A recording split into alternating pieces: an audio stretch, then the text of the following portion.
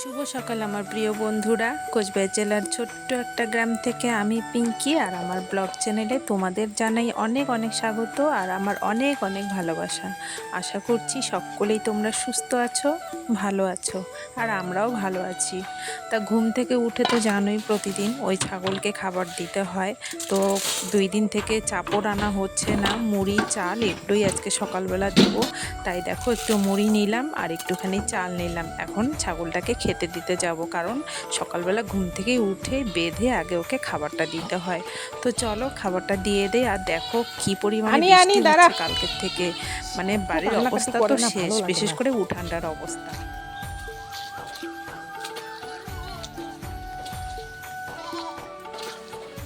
এত কান্না করিস কেন? সর এখানে।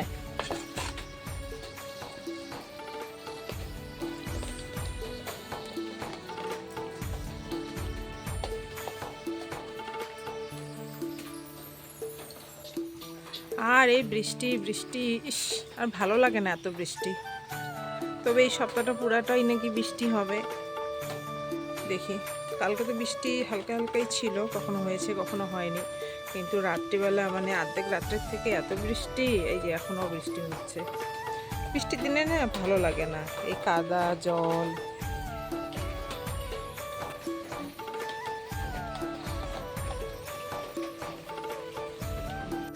ছাগলটাকে সকালবেলা যদি ঘুম থেকে উঠেই যদি না বাঁধি তাহলে তো ছেড়ে দিলে কোনো কথাই নেই, একদম সোজা রান্নাঘরে আসবে, আর রান্নাঘরে তো একেবারে সারা ঘরে লোম পড়ে, আর এই লোমগুলো ঝাড়ু দিলেও যেন পরিষ্কার হতে চায় না। তারপরে তো মোছামুছি আছেই আমার সারাদিন। এই জন্য এখন করি কি, সকালবেলা উঠে আগে বাঁধি, বেঁধে কিছুক্ষণ খাওয়াই, মানে যতক্ষণ ও খায় ততক্ষণ তো খেতেই থাকে, তারপর রশি লাগিয়ে ওকে বাইরে দিয়ে আসি। আর ওর বাবা যখন বের হয়ে যায় তখন আমি ছাগলটাকে একটু ছেড়ে দিই। তো এইসব করে এখন রান্নাঘরে আসলাম, ঝাড়ুটা দিলাম, আর কারেন্ট যায় বারবার। গ্রামের অবস্থা তো এরকমই আমাদের, তাই চেক করে নিলাম যে কারেন্টটা আছে কিনা। তো এখন চা বসিয়ে বিস্কুট করছি, বিস্কিট নেই। এগুলো তো না, ওগুলো কিছু না, তুমি বিস্কুট আনছো নাকি সেটা বলো। হ্যাঁ বিস্কুট আনলে তো রূপসা, তোর বাবা বিস্কিট নিয়ে আসছে? ও তাহলে বিস্কিট বের করে নে, ডিগিতেই আছে।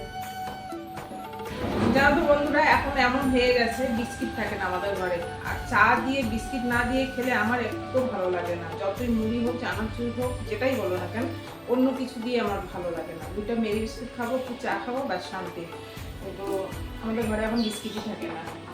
এই ছেলে, বিড়াল আর ছাগল এরাই খেয়ে শেষ করে ফেলে। আমি নাকি রে দেখে নাকি তো কালকে তোমাদের দাদা বিস্কুটের প্যাকেট নিয়ে আসে, কিন্তু বিস্কুটের প্যাকেট আর রান্নাঘরে কিছুতেই খুঁজে পাচ্ছিলাম না। আমাকে বারবার করে বলছে যে না কালকে আমি বিস্কুটের প্যাকেট নিয়ে আসি। তারপর ওর মনে পড়লো, ও আমি তো গাড়ির ডিক্কিতে রাখছিলাম, তো ডিক্কির থেকে বের করে নিয়ে এসে দেখো কৌটাতে ঢোকাতে না ঢোকাতেই একদম ছাগল বিড়াল সবাইকে দেবে, তারপর আমরা। তো এখন দেখো 3জনে মিলেই চা খাচ্ছি আর গল্প করছি।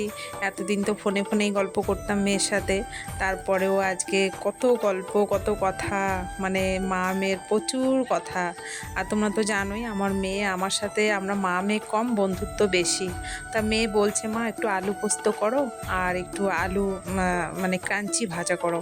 তো আমি বললাম সকালবেলা একটু সিদ্ধ আর আলু পোস্ত দিয়েই খা, তারপর দেখি তোর বাবা কি নিয়ে আসে।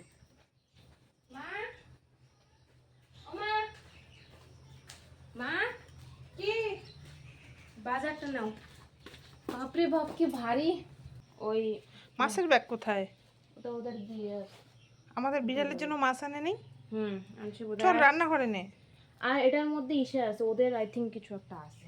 তো দেখো বন্ধুরা, আজকে মেয়ে খেতে চাইছে নিরামিষ, মাছ টাছ খায় না। আমি তো ভাবছিলাম বাড়ি আসলে ওইখানে যেগুলো খায় না সেগুলো রান্না করে খাওয়াবো, মানে বিশেষ করে মাছটা। তো এখন দেখছি ও মাছটা ভালো করে খায়ই না, মানে ওইখানে না খাইতে খেতে এমন হয়ে গেছে, মাছই খায় না, মাছও খায় না, ভাতও খায় না। তাই আজকে নাকি নিরামিষ খাবে। তাই দেখো এই যে ভেজ ডাল খাবে। এখন দেখি ভেজ ডালের কী কী নিয়ে আসে, ডাল তো নিয়েই আসছে। লাবড়া খাবে, ভেজ ডাল খাবে, আর কি রান্না করি দেখি। ও গাজরও নিয়ে আসছে। তো চলো বাজারগুলো ঢালি, ঢেলে দেখি কি কি নিয়ে আসে, তারপরে রান্নাবান্নাগুলো করি। তো সমস্ত কাজ শেষ করে আমি রান্নাঘরে আসলাম, এখন শুধু রান্নাই করব, বাদবাকি সমস্ত কাজ শেষ। তো রান্না করার আগে আমি ঠাকুর পূজাটা দিয়ে আসব, তারপর রান্না বান্না করব। কারণ রান্না যদি করি তাহলে আমাকে আবার স্নান করে ঠাকুর ঘরে ঢুকতে হবে, তাই ঠাকুর পূজা দিয়ে রান্না করতে আসব। আর পাশের বাড়ির জন্য মাছ, বেগুন, লঙ্কা নিয়ে আসে, ওটা মেয়ে নিতে আসছে আর কি আমাদের বাড়িতেই। নিয়ে এসে মেয়েকে বলছিলাম তুই আজকে একটু সবজি কাটতো, দেখি তুই কীভাবে এখানে সবজি কাটিস, আমি দেখব। তাই মেয়েকে দিয়ে দেখো সবজি কাটাচ্ছি, দেখো আলু কিভাবে তোর কাটছি। কলকাতায় যে আলুর দাম, তুই এরকম করে আলু ছুলিস? না, আমি সেই ওই ইস্যুটা হয় না, যে ওই পিলারটা হয় না, সেটা দিয়ে করি। তো দেখো বন্ধুরা, এখানে ও কিছু সবজি কাটলো আর আমিও কিছু কাটলাম। তো এখনও সেরকমও পারে না, যদিও মানে একটু দেখে দিতে হয়। এই যে এটা ছোট করে ফেললি কেন? এরকম থাকবে সব। লাবড়ার সবজি সবসময় এরকম এক সমান থাকবে সব। আর চুলকায়। কেন? ওই যে কচুটা ধরছিস। মিষ্টি আলু আর একটা দেখ, মিষ্টি আলু ভালো লাগে লাবড়া ভালো খেতে। লাগে না। না ভালো লাগে, তুই দেখ, তোর বাবা বলবে, তোর বাবা খুঁজবে মিষ্টি আলু।